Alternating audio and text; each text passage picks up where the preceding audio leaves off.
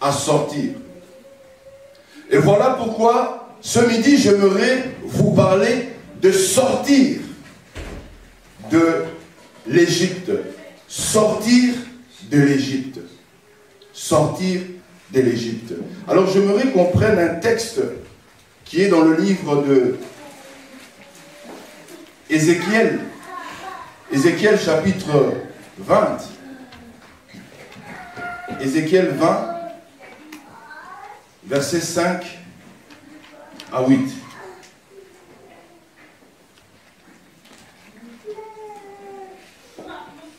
La Bible dit, tu leur diras, ainsi parle le Seigneur, l'Éternel, le jour où j'ai choisi Israël, j'ai levé ma main vers la postérité de la maison de Jacob, et je me suis fait connaître à eux dans le pays d'Égypte. J'ai levé ma main vers eux en disant, je suis l'Éternel votre Dieu. En ce jour-là, j'ai levé ma main vers eux pour leur faire passer du pays d'Égypte dans un pays que j'avais cherché pour eux. Pays où coule le lait et le miel, le plus beau de tous les pays. Je leur ai dit que chacun rejette les abominations qui attirent ses regards et ne vous souillez pas par les idoles de l'Égypte. Je suis l'Éternel votre Dieu. Ils se révoltèrent contre moi et ils ne voulurent pas m'écouter. Aucun ne rejeta les abominations qui attiraient ses regards. Et ils n'abandonnèrent point les idoles de l'Égypte. J'ai eu la pensée de répandre ma fureur sur eux, d'épuiser contre eux ma colère au milieu du pays d'Égypte. Parole du Seigneur.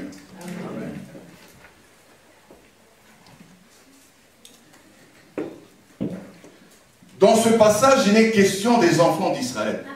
Mais lorsque vous lisez le contexte, vous remarquerez que lorsque Dieu parle aux enfants d'Israël ici, les enfants d'Israël ne sont plus en fait en Égypte, n'étaient plus, pardon, en Égypte, et encore moins les enfants d'Israël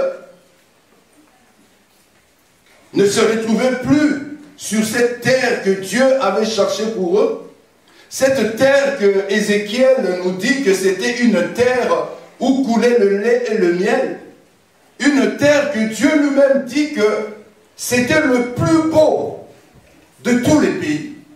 Donc les enfants d'Israël n'étaient plus à Canaan. Les enfants d'Israël n'étaient plus en Israël. Mais là, dans ce passage, les enfants d'Israël étaient en déportation, étaient à Babylone. Et bizarrement, Dieu va leur parler en fait des choses qui étaient en Égypte, dont ils devaient abandonner, dont ils devaient renoncer, mais que les enfants d'Israël n'avaient pas renoncé. Et c'est ici que j'aimerais que nous comprenions que l'Égypte était, au temps où les enfants d'Israël sont sortis de l'Égypte, l'Égypte était la première civilisation. Pas la première, mais la civilisation la plus développée, la plus puissante, la plus prospère de ce temps-là. L'Égypte était un peu comme les États-Unis. Donc l'Égypte était véritablement un centre culturel. Un centre où il régnait, bien aimé, le luxe. Un centre où il y avait des intellectuels. Un centre où il y avait le développement.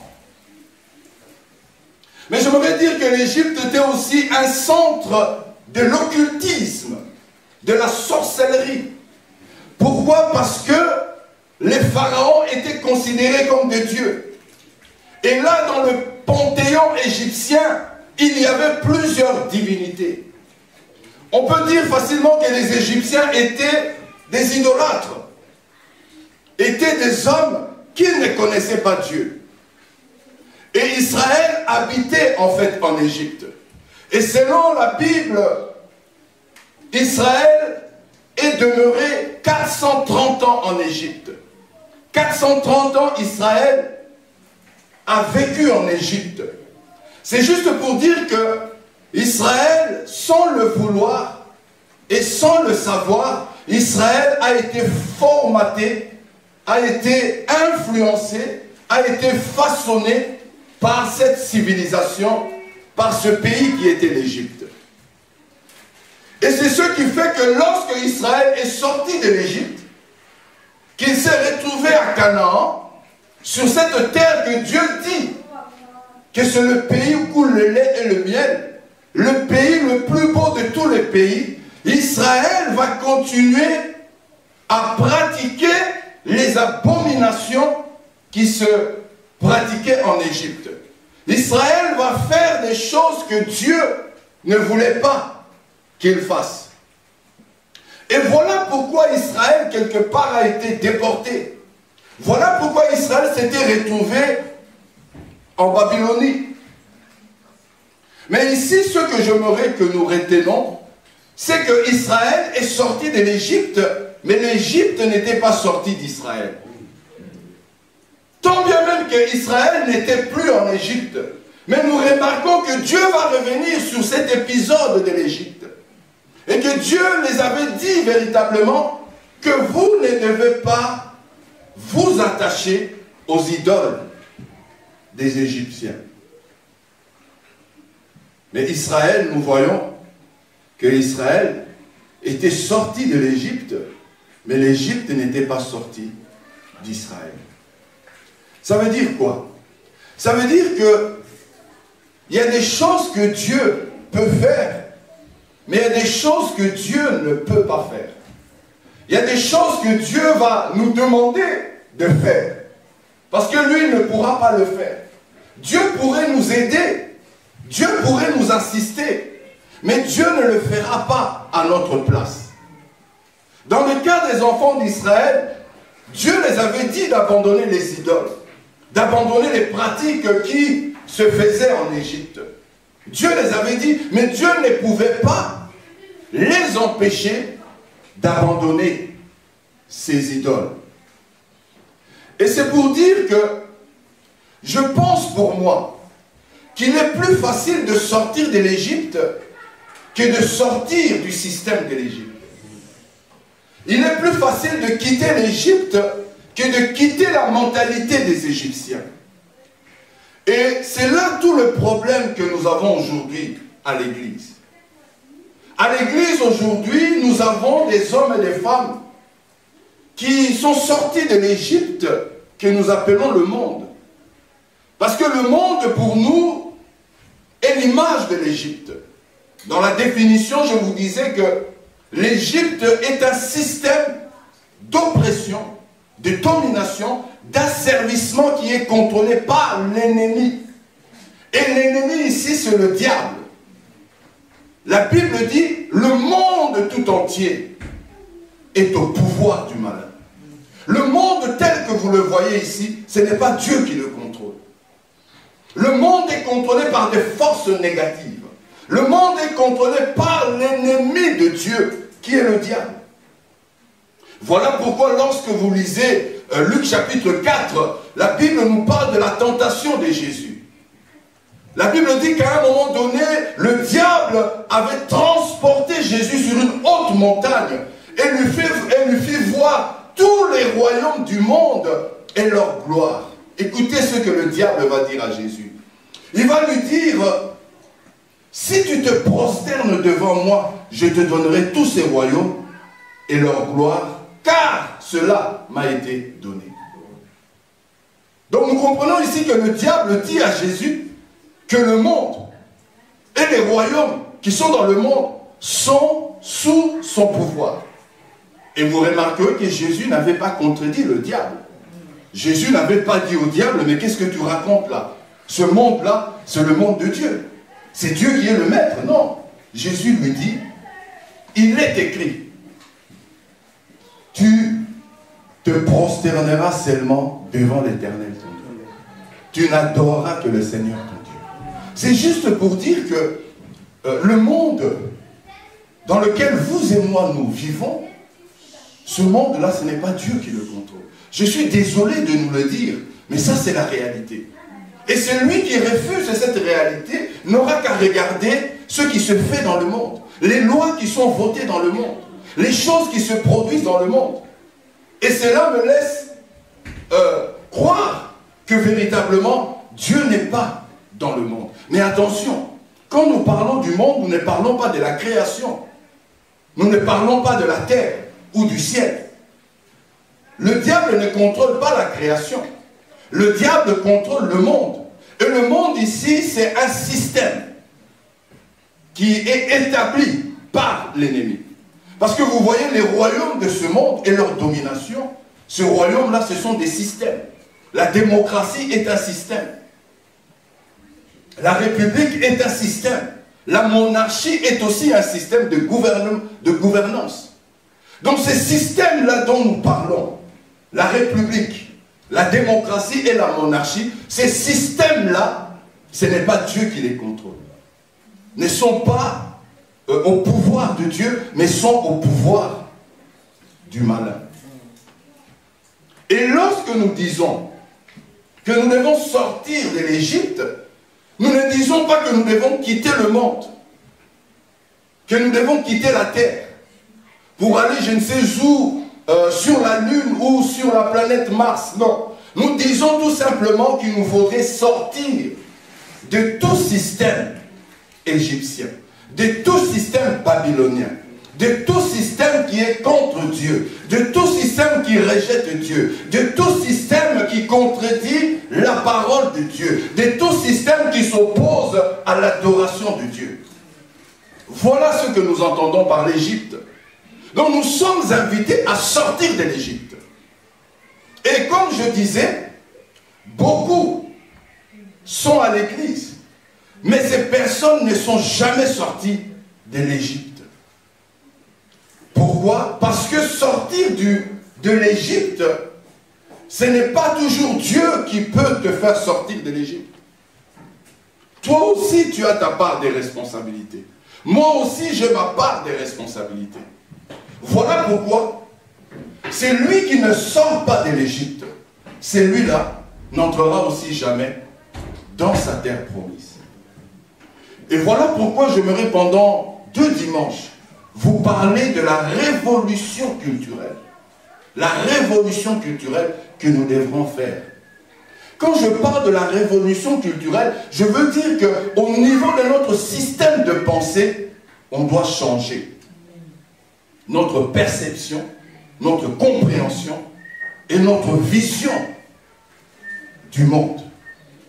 Parce que si nous ne changeons pas notre façon de voir le monde, façon de considérer le monde, bien aimé, nous resterons toujours en Égypte en pensant qu'on est sorti de l'Égypte. Israël était sorti de l'Égypte, je vous le disais. Mais nous voyons que Israël continue à répéter les choses qui se commettaient en Égypte. Israël continue à pratiquer les abominations qui se pratiquaient en Égypte. C'est juste pour dire que Israël était sorti de l'Égypte, mais Israël n'avait pas réalisé cette révolution culturelle. Et cette révolution culturelle, c'est nous qui devons la faire. Dieu va nous assister par son esprit, mais l'esprit ne le fera pas à notre place. Parce que vous voyez, dans la vie chrétienne, Dieu a sa part, nous aussi nous avons notre part. Et notre part, c'est de coopérer avec l'Esprit de Dieu.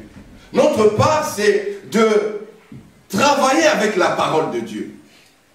Voilà pourquoi j'aimerais vous dire qu'il ne suffit pas de dire que je suis chrétien. Il ne suffit pas de venir un dimanche à l'église. Il ne suffit pas de prier, d'adorer Dieu. Il faudrait aussi qu'au niveau de notre système de pensée, qu'il puisse y avoir une révolution culturelle. Pourquoi? Parce que nous avons tous un background culturel. Nous, les Africains, nous avons aussi notre système de pensée. Nous avons aussi notre façon de voir les choses. Nous avons aussi notre façon de considérer les choses. Et dans le système de pensée africain, eh bien, ce système de pensée est influencé par des croyances, est influencé par une certaine philosophie, est influencé par une certaine spiritualité. Et si nous ne comprenons pas qu'en tant qu'Africains, eh bien, nous avons des choses que nous avons reçues en tant qu'Africains. Il y a des choses qui nous ont été transmises en tant qu'Africains. Et si nous ne sortons pas de ces choses, si nous n'abandonnons pas ces choses, à un moment donné, nous nous retrouverons devant le mur et nous aurons du mal à aller dans notre canal. Parce qu'il faut comprendre que le fait de devenir chrétien, cela doit créer une révolution culturelle. Il y a un changement qui doit s'opérer. Il y a un shift qui doit s'opérer. Et ça fait plus de 22 ans que je suis à l'église. Et je vois beaucoup de chrétiens qui ont du mal à faire ce shift, à faire cette révolution culturelle. C'est ce qui fait que nous nous retrouvons souvent à faire des choses que nous faisions lorsque nous étions dans le monde. Nous nous retrouvons souvent à nous habiller de la manière dont nous nous habillions lorsqu'on était dans le monde. Or, celui qui véritablement connaît un shift, un retournement, une révolution, celui-là, en fait, doit connaître aussi un changement. Parce qu'en fait, lorsqu'il y a une révolution culturelle, cela entraîne aussi un changement de comportement, un changement de mœurs, un changement de pensée. Et je pense et je crois que c'est là le problème de l'Église. C'est là le véritable problème de l'Église. Nous n'avons pas encore fait ce revirement-là. Nous n'avons pas encore fait cette révolution culturelle. Et c'est pourquoi nous sommes toujours un peu à la croisée des chemins. C'est pourquoi les choses n'avancent pas. C'est pourquoi nous avons l'impression que, excusez-moi d'être brutal, nous avons l'impression que nous sommes toujours des païens. Des païens, pourquoi? Parce que nous continuons à nous comporter comme des païens. Nous nous plaisons aux choses que les païens se plaisent. C'est parce que quelque part, nous n'avons pas compris. Qu'est-ce qu'est le christianisme? Le christianisme, c'est une révolution culturelle. C'est un changement de mentalité. C'est un changement de paradigme. Excusez-moi pour les gros mots. C'est un changement de paradigme.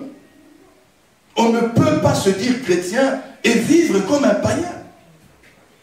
On ne peut pas se dire chrétien et vivre comme un Africain. Quand je dis un Africain, ce n'est pas arrêter de manger le pondou. Ce n'est pas arrêter de manger les fumba ou les pondou à Madesu que moi j'affectionne parce que ma femme, elle me fait toujours les pondou à Madesu. Et j'aime ça. Donc c'est pas ça que je parle. Ce n'est pas que tu arrêtes de porter les pagnes pour nos mamans et commencer à porter je ne sais pas quoi, les djellabas comme les musulmans. Non, non, je ne parle pas de ça. Quoique, ça peut influencer aussi notre tenue vestimentaire, mais pas notre alimentation. À moins qu'on soit un cannibale ou qu'on mange un peu de choses compliquées. Est-ce que vous comprenez? Amen. Donc c'est important que nous comprenions cela. Que devenir chrétien, c'est vraiment une métanoïa qui se produit. Et souvent, on le dit dans notre jargon, c'est comme la chenille qui devient un papillon. C'est une révolution, mes amis. Une chenille qui devient un papillon, c'est une révolution. Et remarquez que le papillon ne redevient plus jamais chenille. Et c'est à cela que nous sommes appelés. Et ce matin, lorsque Dieu me parlait de ça, il m'a dit, vous mettez souvent la charrue avant le bœuf. Parce que quand on met la charrue avant le bœuf, le chariot n'avance pas. Parce que ceux qui tirent le chariot, c'est le bœuf. Est-ce que vous comprenez? Ici, je peux venir, parce que je sais que je l'avais annoncé le jeudi passé, qu'on allait avoir un service de délivrance. Vous allez voir ce que vous allez voir, les démons vont partir. Ah oui, mais c'est bien, les démons qui partent. Mais si la personne continue à danser sur le ndombolo, le démon va revenir. Hein, maman amie? Si la personne continue à danser sur le ndombolo, vous voyez qu'on est en train de battre de l'air pour rien. Et pendant longtemps, maman Christine, c'est ça qu'on a fait. Et on continue de faire. Service de délivrance. Service de délivrance. Les gens sont délivrés. Mais les gens ne changent pas. Comment ça se fait? C'est comme l'autre jour, je parlais, je ne suis pas contre les tombées. Hein. Je parlais avec un homme, il dit, mais moi je suis fatigué de tous ces gens qui tombent, qui tombent, qui tombent. C'est toujours les mêmes qui tombent. Mais quand vous regardez leur vie, il n'y a pas de changement. Comment expliquer ça? Nous te dit, bon, ça, mais à changer à rater. Si on peut se poser la question, à quoi il y a pour la nini? Parce que je connais quelqu'un qui est tombé lorsqu'il s'était relevé, il avait changé l'apôtre Paul. Amen. Mais il y a des fois,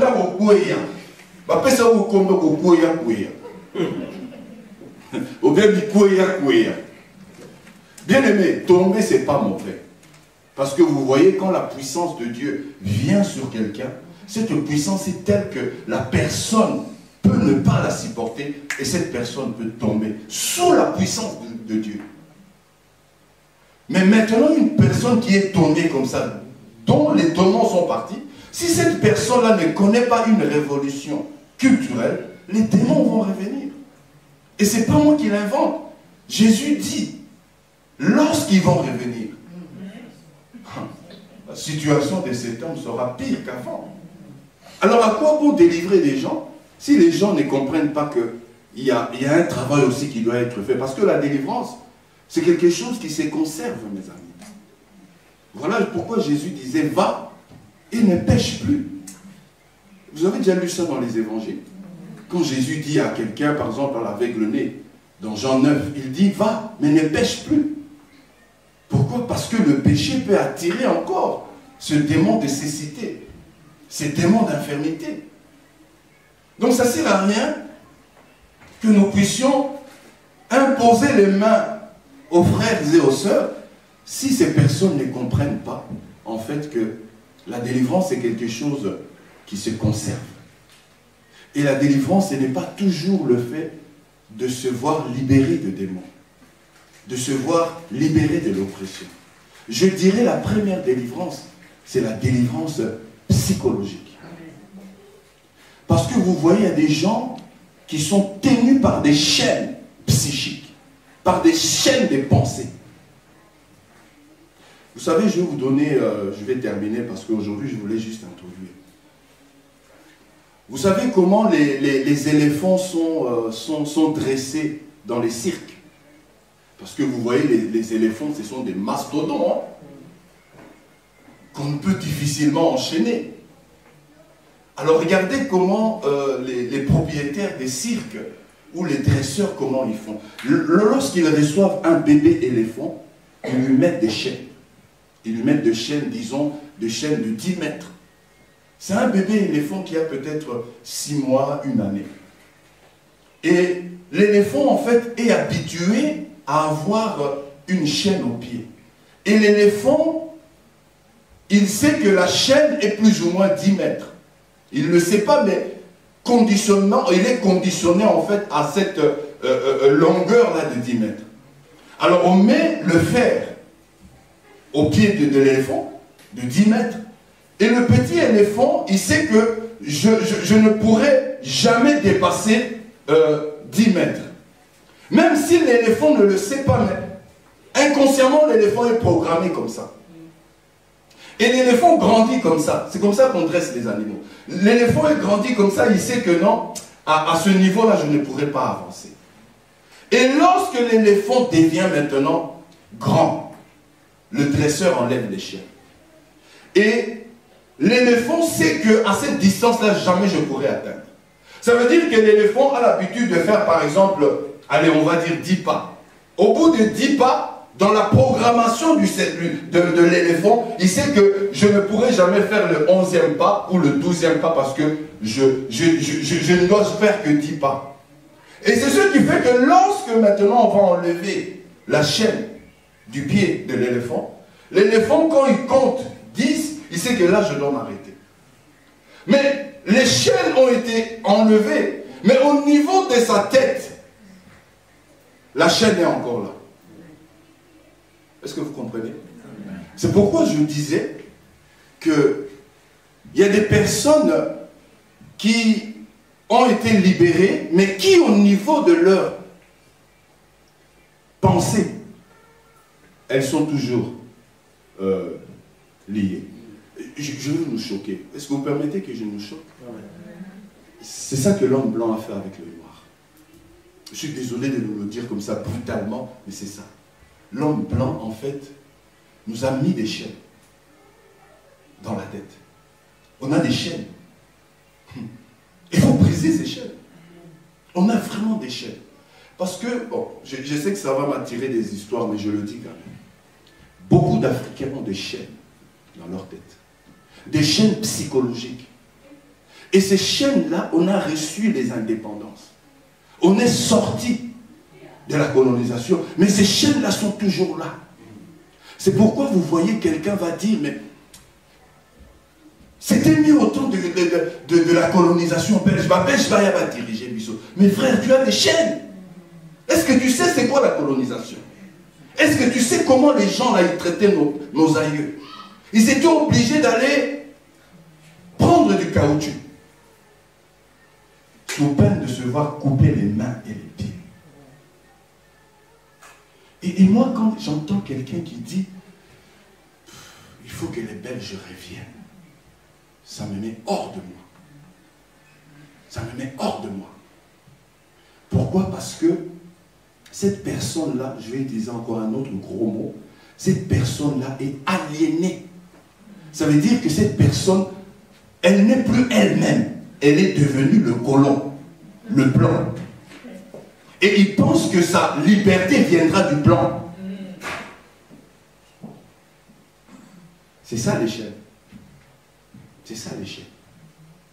Et ces chaînes-là, bien aimés, pour les briser, c'est difficile. C'est difficile, je vous dis. Il faut vraiment que Dieu te fasse grâce. Que tu comprennes ça. Beaucoup d'Africains, on ne le sait pas. Parce que c'est comme l'éléphant. L'éléphant ne le sait pas. Il a été conditionné comme ça. On l'a conditionné à ne pas faire plus de 10 pas. Au bout de 11 pas, il est bloqué dans sa tête. C'est dans la tête qu'il est bloqué. Mais en réalité, il n'y a plus d'échelle, mais dans la tête. Et c'est ce que le colon a fait. C'est ce que le maître esclavagiste a fait. Des chaînes psychologiques qu'il faut briser. Pourquoi je dis ça? Parce que les croyances, en fait, influencent les actes. Et les actes créent le caractère. Parce que ce que tu fais, ça devient, en fait, un caractère. C'est pourquoi, quand quelqu'un dit « Ezandenge nanda », oui, parce que tu l'as fait plusieurs fois, et c'est devenu un peu ton caractère. Mais tu peux défaire ce caractère en faisant autre chose que tu as toujours fait. Et en faisant autre chose que tu as toujours fait, eh ben, comme les mêmes choses produisent toujours les mêmes réactions, si je puis dire, mais si tu ne fais plus les mêmes choses, tu ne produiras plus les mêmes actions. Est-ce que vous comprenez? Et c'est ça en fait. Voilà pourquoi il faut une révolution culturelle. Il faut une révolution culturelle. Et ça, c'est pas facile, mes amis. C'est pas facile. Même les Noirs américains, ils ont du mal. Parce que le système était tel que on doit les maintenir dans cet état. Il faut briser ça. Il faut briser ça au niveau de la tête. Il faut briser ça. C'est comme disait quelqu'un, quelqu'un peut t'imposer quelque chose de l'extérieur, mais de l'intérieur, il ne peut pas te l'imposer. C'est toi qui dois le vouloir. C'est comme quelqu'un qu'on dit assis-toi. La personne s'assied, mais au niveau de la tête, elle est encore debout. Donc tout est question de mindset, comme disent les Anglais, au niveau de la pensée.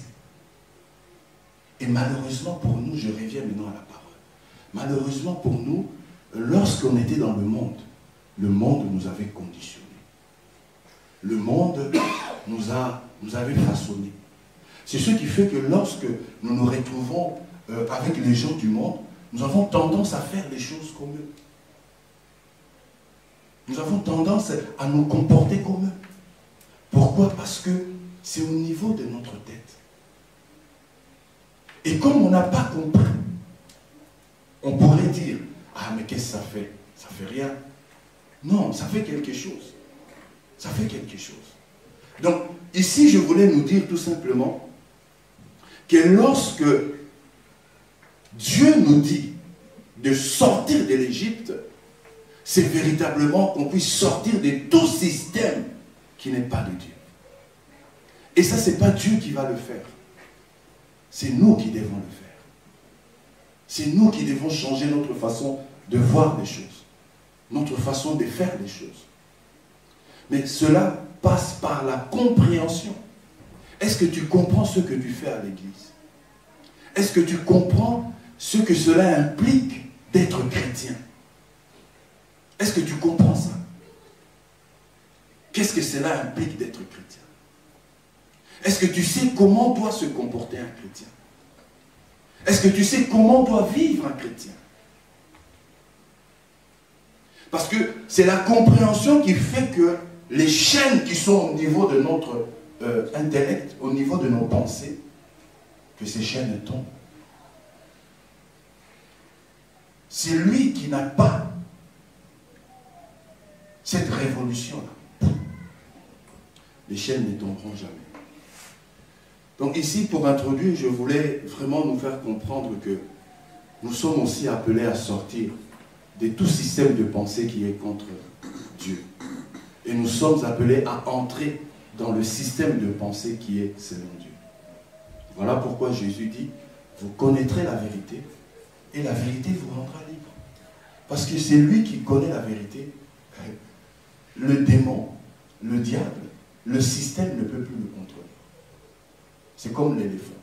Si l'éléphant réalise que mais je n'ai plus de chaîne, et comme je n'ai plus de chaîne, donc je peux avancer à volonté. Voilà la libération de l'éléphant. Mais elle est venue comment? Au niveau de sa tête. Donc l'éléphant a compris que les chaînes ont été enlevées, donc je peux avancer maintenant. Et c'est cela en fait, ce que Dieu attend de nous. Et je vous dis, si nous arrivons à cette révolution culturelle, bien aimé, le monde sera bouleversé. Si les apôtres, si l'Église du 1er siècle avait bouleversé les gens de leur époque, c'est parce que l'Église du 1er siècle avait compris. Mais elle était différente. Et c'est cette différence-là qui fait la différence. Amen. Amen. Voilà, je vais m'arrêter ici. J'espère que vous m'avez compris. J'espère que vous allez véritablement entrer dans ce processus de révolution culturelle. Il faut une révolution culturelle. Sans cette révolution culturelle, nous serons toujours là en train de faire ce que nous avons toujours fait. Et nous n'avancerons jamais. Père éternel, Dieu Tout-Puissant, merci pour ce temps que tu nous as permis de partager ta parole. Seigneur, j'avais un autre message, mais voilà que tu m'as imposé cette pensée. Et je crois, Seigneur, que quelqu'un avait besoin d'entendre ce message aujourd'hui. Seigneur, je prie pour qu'il y ait véritablement une révolution culturelle, spirituelle, dans la vie de ton peuple. Bénis cette parole, fais que cette parole puisse résonner dans le cœur de mon frère et de ma sœur. Au nom de Jésus, nous avons ainsi prié, nous disons Amen.